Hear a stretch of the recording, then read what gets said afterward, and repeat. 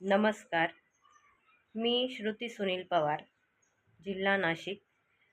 काव्ययोग काव्य संस्था पुणे आयोजित महाराष्ट्राचा लाडका कवी 2026साठी माझी स्वरचित कविता सादर करत आहे. त्या कवितेचे नाव आहे थोर उपकार तुझे आई.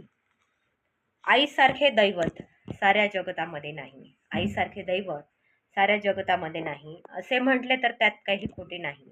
असे म्हटले तर त्यात काही खोटे नाही. किती कर्तव्य केलेस गाई, किती कर्तव्ये केलीस गाई. आम्हाला घडवण्यासाठी किती खस्ता खाल्ल्यास ग बाई. आम्हाला घडवण्यासाठी किती खस्ता खाल्ल्यास ग बाई. नशीब आमचे बदलावया, नशीब आमचे बदलावया. तू रात्रंदिवस कष्ट केले ना बाई. तू रात्रंदिवस कष्ट केले ना बाई. तूच आमच्यासाठी झाशीची राणी, तूच आमच्यासाठी झाशीची राणी. तूच जगदंबा, तूच माता जननी, तूच जगदंबा, तूच माता जननी. किती उपकार केलेस गाई, किती उपकार केलेस गाई. मला जन्माला घालून गाई, मला जन्माला घालून गाई. कोणतीही तक्रार कधीच केली नाही, कधी कोणतीही तक्रार कधीच केली नाही. आम्हाला घडवण्यास गाई, आम्हाला घडवण्यास गाई. तुझे थोर उपकार फेडण्यास आम्ही समर्थ नाही.